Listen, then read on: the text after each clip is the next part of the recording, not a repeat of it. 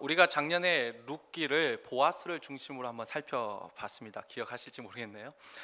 이 룻기는 그 세 명의 주인공이 있습니다. 룻과 나오미와 보아스죠. 그리고 진짜 실제 주인공은 이 세 사람을 통해 역사하시는 하나님이 진짜 룻기의 이제 주인공입니다. 그러나 일단 우리가 눈으로 확인할 수 있는 주인공 이 룻과 나오미와 보아스 이 세 사람을 통해서 우리는 하나님의 성품과 하나님의 일하심과 하나님의 뜻을 우리가 알게 되지요. 올해는 작년에 이어서 두 번째 인물 이 나오미를 중심으로 우리가 이 룻기를 이번 달에 묵상을 하려고 합니다. 이 나오미의 삶을 통하여서 하나님이 우리에게 어떠한 메시지를 전해주고 있는지 그 메시지를 들음으로 또 하나님을 우리가 더 잘 알게 되고 그 하나님의 은혜를 우리가 만끽할 수 있는 그와 같은 시간이 되기를 주의 이름으로 축원합니다. 우리가 적어도 지금 이 자리에 앉아 계시는 제가 알기로는 그래도 다 이 룻기의 이 스토리는 어느 정도 다 잘 아시리라 생각합니다. 특별히 이 나오미를 생각하면 나오미는 어떤 사람이죠? 이 룻의 이제 시어머니지만 남편이 죽고 또 두 아들도 죽고 그러니까 자신도 과부이고 또 이 며느리도 다 과부가 되는 어찌 보면 참 기구한 운명의 한 여인이라고 우리가 생각할 수 있습니다. 근데 이와 같은 기구한 운명을 가진 이 나오미가 하나님을 통해서 그 인생이 회복되었다. 이게 지금 어찌 보면 룻기가 가지고 있는 나오미의 스토리를 통한 메시지죠. 그죠? 이와 같이 기구한 운명의 한 여인이 하나님을 통해서 은혜를 받고 그의 삶이 회복되었다. 그러나 이것이 분명 아주 중요한 메시지입니다. 이게 참 중요한 메시지인데 이 메시지 외에도 이 나오미의 이야기 속에는 이 히든 메시지, 숨겨진 이 메시지들이 그 속에 들어 있습니다. 특별히 오늘 우리가 읽었던 본문 1장 1절을 보면은 이 나오미 스토리에 있어서 뭐 또 룻기 전체의 스토리도 하지요. 아주 중요한 히든 메시지 하나가 들어 있는데 그게 바로 제일 처음에 나온 구절이 있죠. 사사들이 치리하던 때에 이 그냥 기구한 운명에 빠진 한 여인이 회복되었다 이것만 있는 게 아니고 이 여인이 살던 그 시대가 주는 메시지가 있습니다. 사사들이 치리하던 때에 일어난 일이죠. 자, 그렇다면 사사들이 치리하던 때가 어떤 시기인가요? 이 사사 시대는 어떤 시대인가?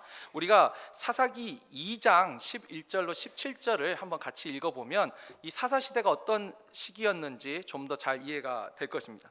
제가 주보에 1장 11절에서 17절로 적어놨는데 이거 제가 잘못했어요. 2장입니다. 2장 11절 17절 우리 한번 교독하죠. 제가 먼저 읽겠습니다. 이스라엘 자손이 여호와의 목전에 악을 행하여 바알들을 섬기며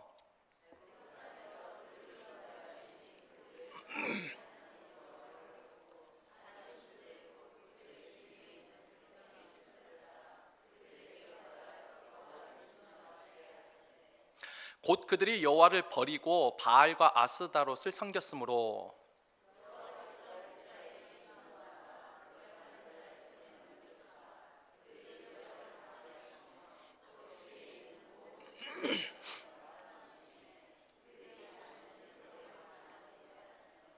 그들이 어디로 가든지 여호와의 손이 그들에게 재앙을 내리시니 곧 여호와께서 말씀하신 것과 같고 여호와께서 그들에게 맹세하신 것과 같아서 그들의 괴로움이 심하였더라.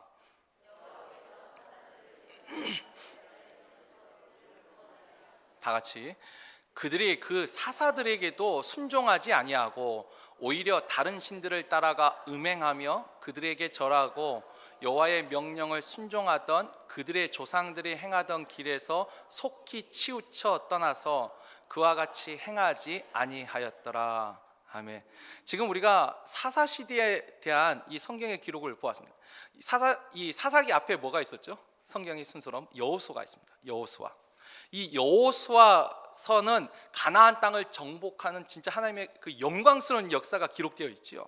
그러나 그 가나안 땅에 정착한 이스라엘이 이제 그 다음 시대인 사사 시대로 들어왔는데 그들이 이제 정말 그 풍요로운 가나안 땅에 정착하면서 정작 애굽에서 광야에서 인도에 내신 그 하나님을 잊어버리고 하나님을 떠나서 그 풍요로운 그 땅의 신들을 섬기고, 그래서 하나님이 어딜 가든 늘 승리를 주셨다는 여호수아의 기록이 사사시대에는 그들이 어딜 가든지 하나님이 재앙을 더하셨다라고, 그 시대가 바로 사사들의 시대입니다. 그리고 이 하나님이 사사들을 통하여서 그들을 구원하셨는데, 이 17절을 보면 이 이스라엘 백성이 그 사사들에게도 그들이 순종하지 아니하였다. 이게 바로 사사시대죠. 그래서 이 사사시대의 맨 마지막 결론, 이 사사기 21장 25절이 맨 마지막 구절인데, 오늘 우리가 읽었던 루키 바로 위에 있죠. 결론은 뭐라고 하냐면, 그때의 이스라엘의 왕이 없으므로, 여기서 왕이 물론 인간 왕도 있지만 하나님을 섬기는 진실한 왕이 없으므로 사람이 각기 자기의 소견에 오른 대로 행하였더라. 이 사사시대의 결론이 뭐냐면, 자신의 소견대로, 내가 생각하기에 이게 옳다 생각한 대로 행하였다. 이게 사사시대의 결론이었습니다. 다시 말해서 사사시대를 우리가 한마디로 요약하자면 이런 거죠. 이 사사시대에 하나님의 말씀이 있었습니다. 이미 애굽에서 나올 때 시내산에서 받았던 하나님의 율법, 하나님의 말씀이 분명히 있었습니다. 그러나 그 말씀이 지켜지지 않은 시대죠. 그 말씀을 잘 지키지 않았고, 각자 자기 생각에 이것이 맞다라고 한 그대로, 자기 소견에 오른 대로 행하던 것이 바로 사사시대입니다. 자, 이와 같은 사사시대에 나오미의 이야기가 시작되는 거죠. 다시 1장 1절로 보면, 이 사사들이 치리하던 때에, 이렇게 각각 자기 소견에 오른 대로 행하던 그 시대에 그 땅에 흉년이 들었습니다. 흉년이, 가뭄이 뜬 거죠. 그랬더니 그 사사시대에 살던 한 사람, 그 사람의 이름을 1장 2절에 엘리멜렉이라고 하죠. 이 엘리멜렉이라는 이 사람이 자기가 살던 그 유다 땅 베들레헴에 흉년이 드니까 자기 아내와 두 아들을 데리고 모압으로 이주하였습니다. 모압으로 건너가서 거주하였습니다. 여러분, 사실 흉년 때 모압 땅으로 건너가는 거 어찌 보면 굉장히 합리적이고 현실적인 판단으로 옳은 일이죠. 지금 내가 살고 있는 이 지역이 너무 힘들어요. 지금 내가 하고 있는 이 사업이 너무 힘들어요. 그러면 어떻게 다른 일을 생각해 봐야죠. 안 그렇습니까? 아니, 여기가 정말 살기 힘들면 좀 더 살기 좋은 곳으로 옮겨가 봐야죠. 이거 아주 현실적으로 지혜로운 합리적인 생각이죠. 합리적인 생각. 그런데 문제는 엘리멜렉이 하나님의 백성이었다는 게 문제입니다. 우리가 일반적으로 생각할 때 흉년이 들어서 옮겨가는 것은 당연한 것입니다. 합리적인 것입니다. 그러나 이스라엘, 하나님의 말씀을 받은 이 사람에게는 하나님의 명령과 반대되는 선택을 한 것입니다. 우리가 민수기 33장 53절을 보면은 하나님이 이 가나안 땅을 정복하라고 말씀하시면서 분명히 어떻게 명령하셨죠? 너희가 그 땅을 점령하여 거기 거주하라, 거기 살아라. 내가 그 땅을 너희 소유로 너희에게 주었습니다. 하나님이 그 땅을 점령하거든 그 땅에서 살라고 이미 말씀하셨어요. 이게 하나님의 명령이었어요.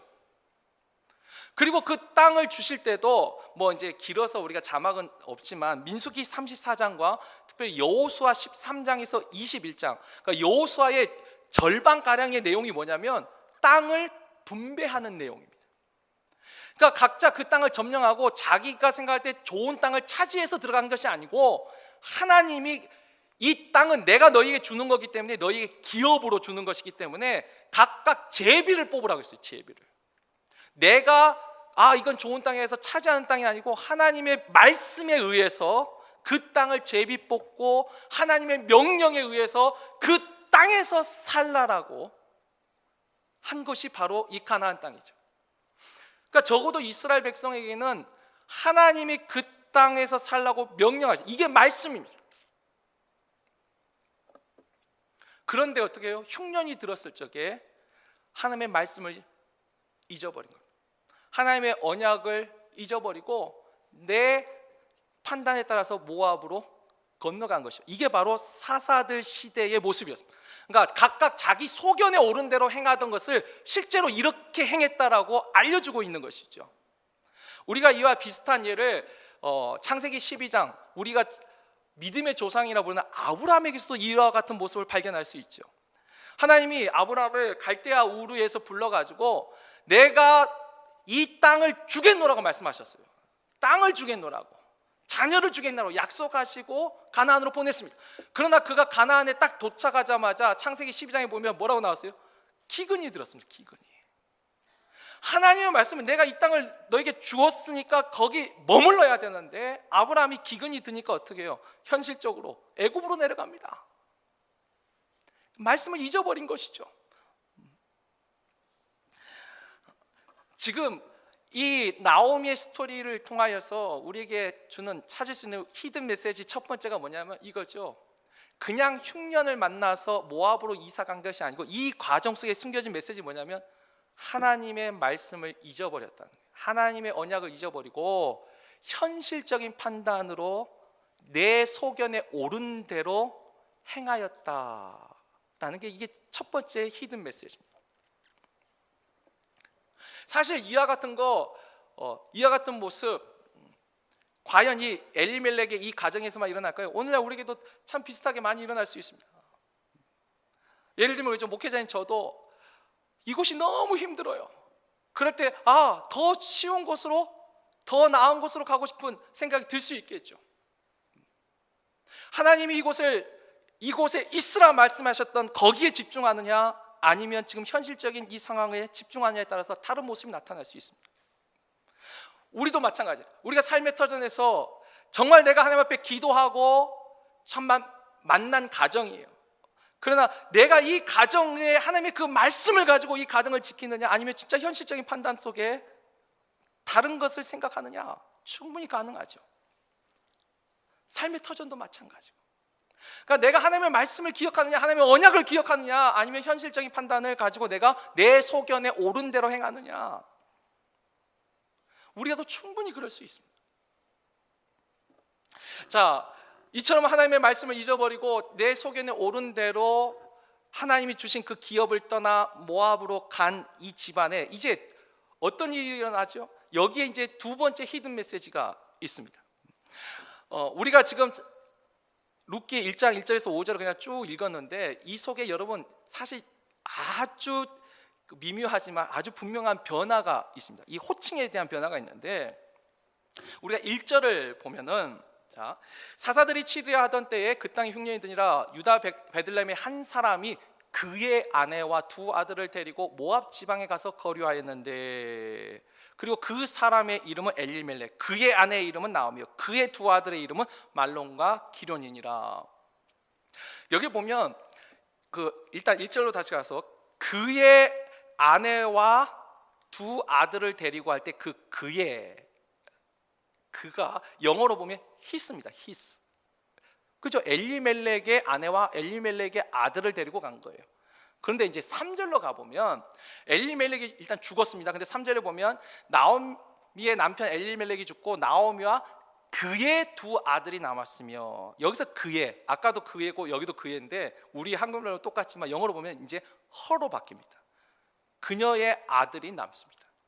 이게 뭐냐면 삶의 주체, 삶의 주인공, 그 삶의 중심이 엘리멜렉에서 나오미로 옮겨갔다는 것을 의미합니다. 하나님의 말씀을 잊어버리고 현실적인 판단을 했던 그 엘리멜렉 대신에 이제 이 나오미가 이 집안의 삶의 주인공, 삶의 주체가 됩니다. 여러분, 우리가 성경 속에 나타난 여인들을 보면은 사실 성경에 기록된 그 당시로 보면 우리뿐만 아니라 모든 인류의 역사에 보면 고대에 여자들은 정말 중요하지 않습니다. 정말 이거 죄송한데 여성 인권이 이렇게 좋아진 거 얼마 되지 않았어요. 근데 성경은 하나님이 처음 창조할 때부터 돕는 배필로 남자와 여자를 동등한 존재라고 말합니다. 여러분, 이게 엄청난 이 철학이나 사상으로 보면 엄청난 내용이에요. 지금은 너무 당연한 내용이지만 과거의 여자들은 죄송하지만 사람으로 인구 조사할 때도 인구에 들어가지를 않았어요. 그리고 아기 못 낳으면 쫓겨나고 그랬잖아요. 목적이 한 사람의 인격 존재가 아니라 그 자녀를 생산하고 이거 그냥 그 기능으로만 생각했습니다. 인류의 역사가 그래요. 그런데 성경은 처음부터 대등한 존재로 독립적인 존재로, 도와주는 존재로 여자를 말합니다. 자, 그러면서 근데 이 존재 속에 있는데 하나님이 질서라는 걸 주셨습니다. 하나님의 질서 안에, 그러니까 차별이 아니라 질서 안에 분명히 여자의 머리는 남자입니다. 남자가 여자보다 더 먼저 났습니다. 우리가 닭이 먼저예요, 달걀이 먼저예요 할 때 세상은 절대 답을 못 말하죠. 근데 적어도 하나님을 믿는 우리는 뭐라고 대답하죠? 닭이 먼저예요, 달걀이 먼저예요? 모르세요? 우리는 답을 해요. 우리는 닭이 먼저예요. 여러분, 남자가 먼저예요, 여자가 먼저예요? 세상은 답을 못 내요. 남자라고 하면 그 남자는 누가 낳는데, 여자가 그 여자는 누가 절대 답을 못 내요. 근데 하나님을 믿는 우리는 답을 알죠. 남자가 먼저예요, 여자가 먼저예요? 남자가 먼저예요. 그래서 하나님이 질서 안에서 남자를 여자의 머리로 세우셨어요. 그래서 가정 안에서도 남자가 먼저 그 집안의 가장으로서 역할을 감당합니다. 그런데 이 사람이 하나님 앞에서 믿음의 길을 걸어가지 못할 때, 남자가 그 믿음의 역할을 수행하지 못할 때 하나님은 분명히 다시 여자에게로 그 주권을 이양해 주십니다. 우리가 마태복음 1장에 기록된 여인들 이름만 봐도 사실 세상적인 눈으로 보면 진짜 기가 막힌 여자들이에요. 그죠? 그 시아버지하고 관계를 통해서 아들 낳은 다말이라든지, 기생이었던 라합이라든지, 유부녀였는데 간음을 한 밧세바라든지, 얼마나 기가 막힌 여자들이. 그러나 이 모든 여인들의 공통적인 특징이 뭐냐면 다 믿음의 결단들을 한 사람들입니다.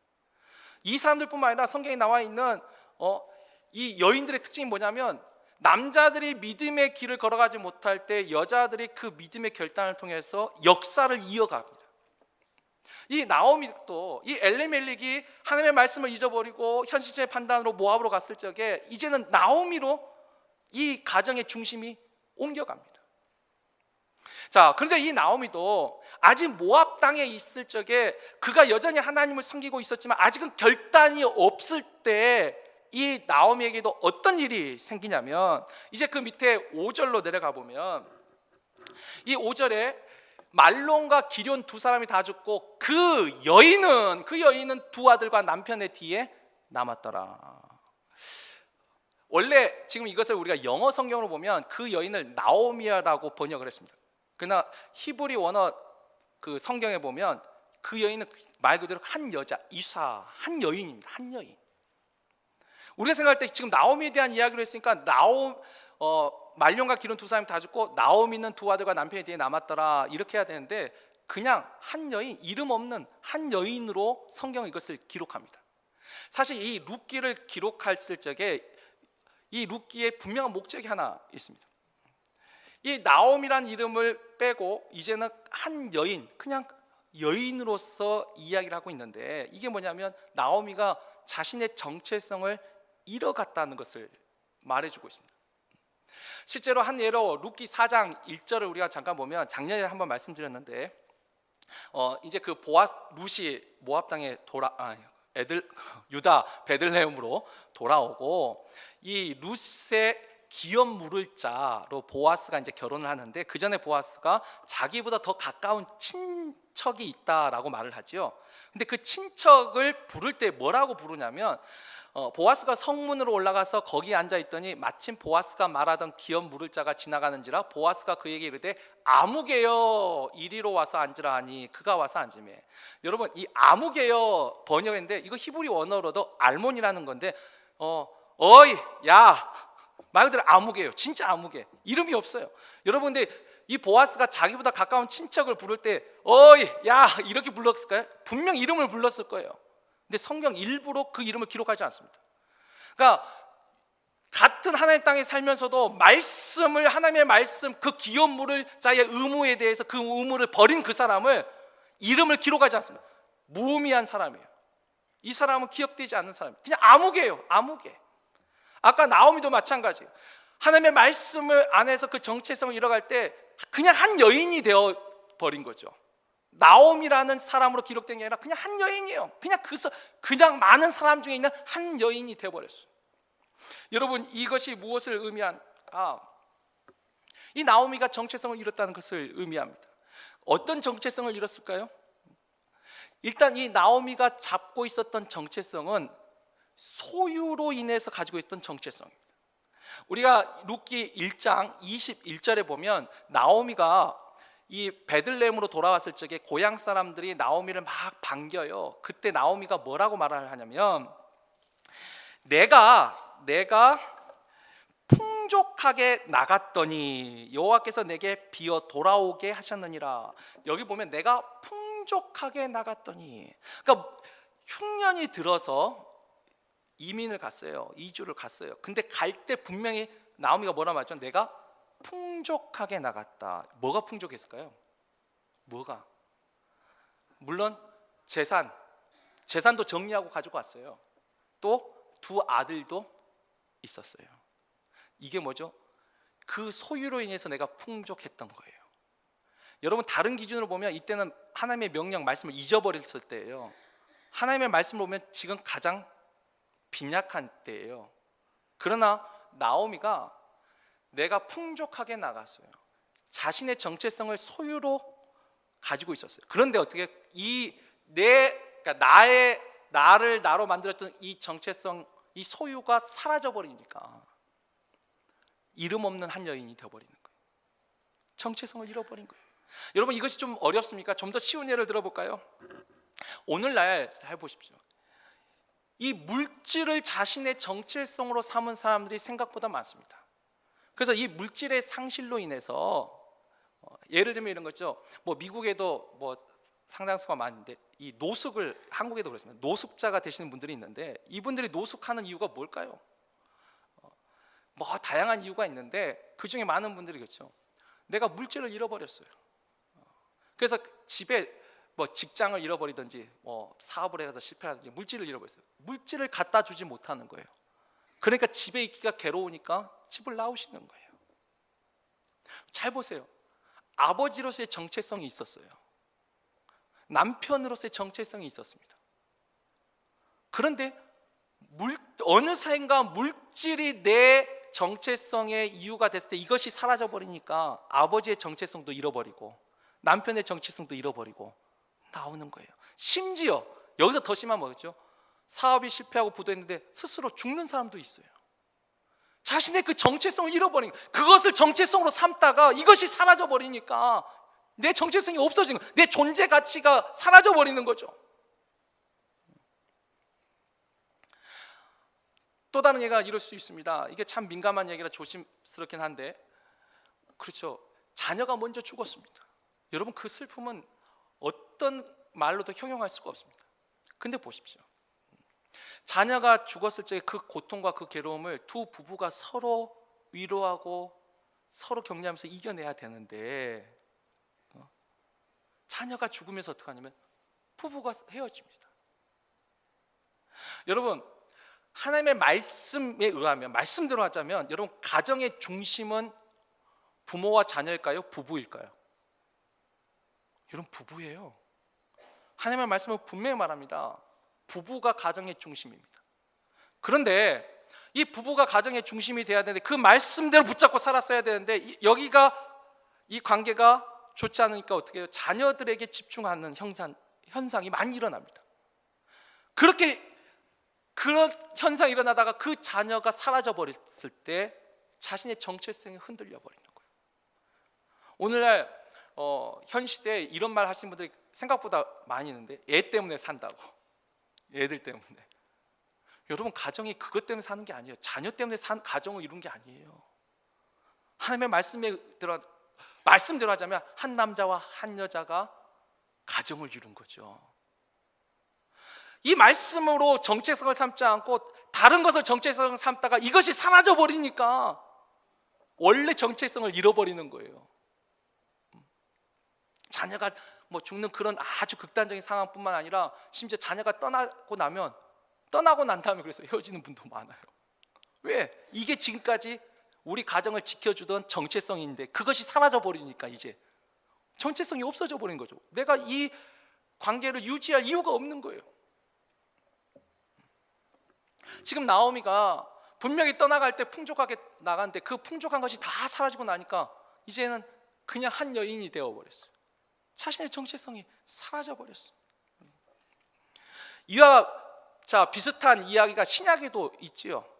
신약 어디에 있죠? 바로 탕자 비유 속에 있지요.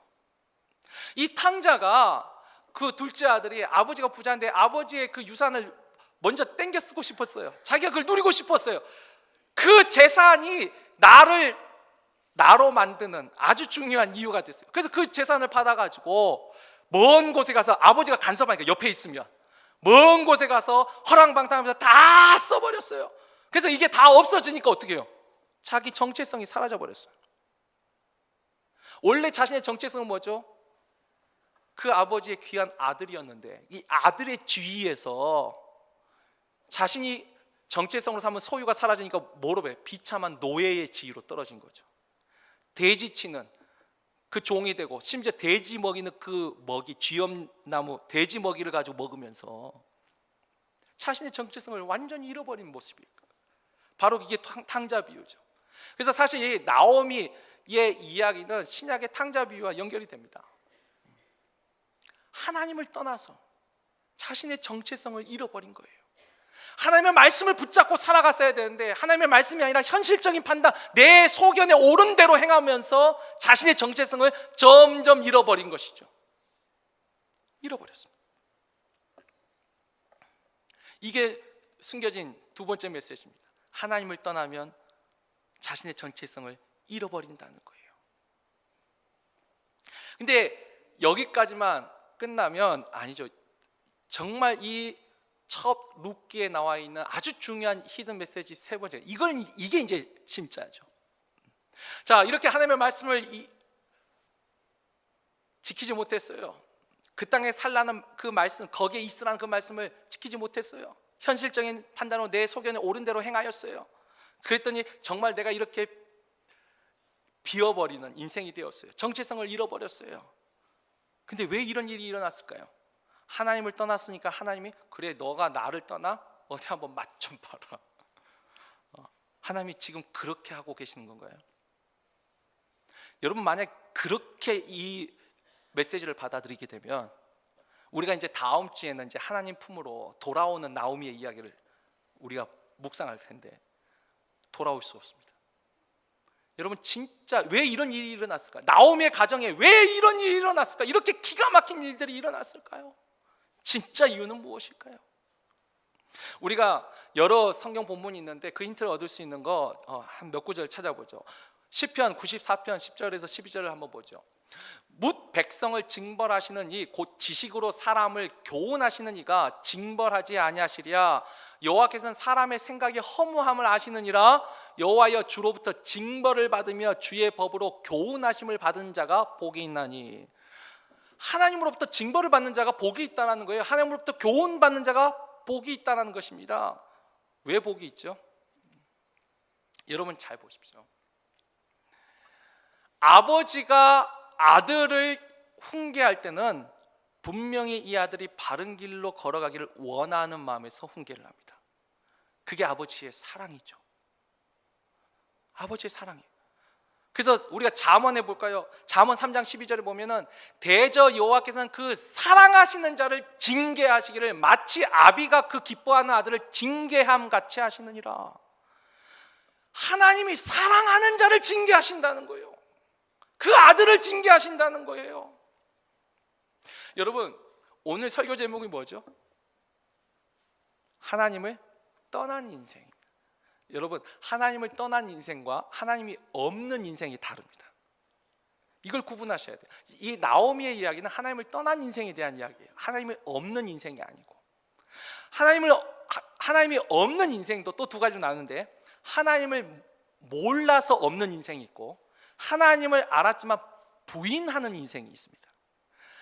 그러니까 내가 하나님에 대해서 전혀 듣지를 못해서 하나님에 대해서 몰라요. 그래서 하나님 없는 인생을 살아요. 그 인생에 하나님은 어떻게 하실까요? 하나님이 불쌍히 여기십니다. 거긴 전해줘야 돼요. 긍휼을 주시죠. 은혜를 베푸십니다. 근데 하나님을 듣고도 부인하는, 그래서 없는 인생은 거기는 하나님이 심판을 하십니다. 근데 지금 나오미의 이야기는 하나님이 없는 인생이 아니라 하나님을 떠난 인생이에요. 아까 사사시대가 어떤 특징이에요? 사사시대가 하나님의 말씀이 이미 있던 시대예요. 애굽에서 나오면서 시내산에서 율법을 받았어요. 교육을 받았어요. 다 들었어요. 말씀을 근데 알고도 지키지 않던 시대, 하나님을 알고도 하나님을 떠난 시대예요. 하나님을 떠난 인생에 대한 이야기예요. 탕자 비유에서도 아들이죠. 아들이 떠나 있는 것이죠. 그래서 이 잠언 말씀이나 히브리서 우리가 12장에도 보면 길게 나오죠. 하나님이 그 사랑하시는 자를 징계하시는데 징계가 없으면 사생아라 그랬습니다. 사생자라. 아들이 아니다. 그래서 우리가 이제 하나님을 내가 떠났는데 아무 일도 안 일어난다? 여러분, 그게 중요한, 일이 있는 것이 그게 좋은 거예요. 아무 일도 없으면 사생자예요. 하나님이 떠난 인생이 아니라 하나님이 없는 인생인 거예요. 하나님이 붙잡고 있는 인생은 오히려 징계가 생기는 거죠. 이게 진짜 은혜죠. 여러분, 탕자가 이 돼지 먹이는 그 먹이를 먹으면서 무엇을 생각하죠? 내 아버지 집에서는 그 품꾼도 풍족하지 아니하였더냐. 아버지를 생각합니다. 만약에 이 탕자가 진짜 주인을 피해 도망간 종이라면, 도망간 종은요, 아무리 자기가 지금 헐벗고 굶주려도 다시 옛날 주인에게 못 돌아갑니다. 왜? 돌아가면 죽을 거거든요. 근데 아들이니까 그 아버지, 그 사랑을 알기 때문에 돌아갈 수 있는 거죠. 그래서 이 지금 만약에 나오미가 하나님이, 내가 하나님을 떠나서 하나님이 약속한 그 말씀하신 그 땅을 떠나서 내가 하나님 앞에 심판을 받았다라고 생각한다면 룻기는 여기서 이제 끝납니다. 그 뒷이야기가 없죠. 왜 안 돌아갑니다? 내가 심판받았다고 생각하면. 근데 이제 룻은 아니요. 우리가 다음 주에 보겠지만 하나님께서 그 땅에 은혜를 베푸셨다는 것을 듣고 아버지를 생각하고 하나님의 은혜를 생각하고 그것을 생각하니까 돌아갑니다. 그러니까 하나님이 내 남편도 죽이고 내 아들도 죽이고 하나님이 나를 이렇게 심판하셨다 생각하면 못 가는 겁니다. 그런데 그 하나님의 진짜 마음, 징계 속에 있는 그 사랑을 아니까 그게 진짜 숨겨진 세 번째 메시지죠. 그 메시지를 안 나오면 돌아갈 수 있습니다. 아버지의 그 사랑, 나 정말 여기서 이런 돼지 먹는 거 먹고 있는데 그래도 아버지 저기 가면 조금 더 벌겠지, 이런 마음 가지고는 못 돌아갑니다. 아버지를 생각하니까 돌아갈 수 있는 거죠. 그냥 주인이라 생각하면 진짜 못 갑니다. 저 사람이 나를 정말 미워한다, 이렇게 생각하면 못 돌아가죠. 진짜 숨겨진 메시지, 하나님이 그 사랑하시는 자를 아들을 징계하듯이 징계하신다.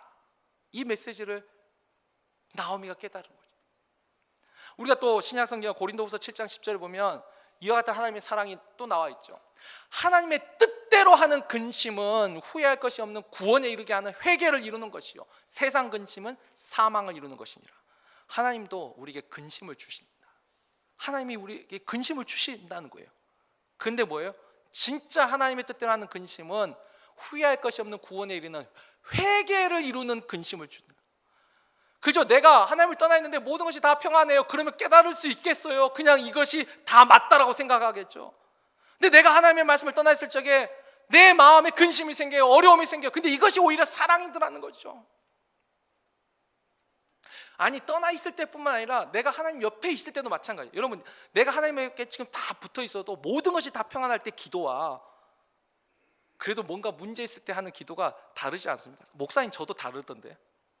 모든 것이 평안할 때 아버지하고 부르는 그 강도와 내 마음에 근심과 고통이 있을 때 아버지하고 부르는 이 강도가, 그 깊이가 달라지잖아요. 하나님이 때로는 우리에게 진짜 잘하고 있어도 때로는 더 깊은 관계에서 아버지니까 주실 때가 있더라고요. 제가 아들을 늘 잘한다 하면 잘못하면 스포일할 수도 있잖아요. 때로는 잘해도 엄하게 할 때가 있지요. 아버지니까. 잘해도 그런데 하물며 잘못된 길로 가고 있는데 매를 들지 않겠습니까? 오히려 잘못된 길로 가는데 매를 안 들면 진짜 이건 사생자죠. 사생아죠. 하나님과 아무런 관계가 없는 거죠. 하나님이 없는 인생인 거죠.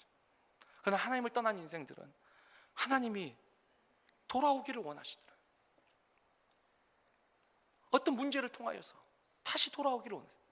이게 숨겨진 히든 메시지. 이 메시지를 발견한 사람이 이제 다음 주 아버지 품으로 돌아오는 나오미의 발걸음을 우리도 걸을 수 있는 것이죠. 말씀을 맺습니다.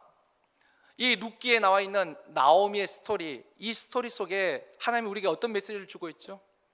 하나님의 말씀을 떠나, 이 말은 하나님의 언약을 떠나, 또는 하나님이 나에게 주신 그 사명을 떠나 내 소견에 옳은 대로 행하게 되면 현실적인, 그러니까 다른 하나님의 말씀이 아니라 다른 것을 내 삶의 주인으로 삼고 정체성으로 삼을 때 하나님은 이것을 불어버리실 수 있다.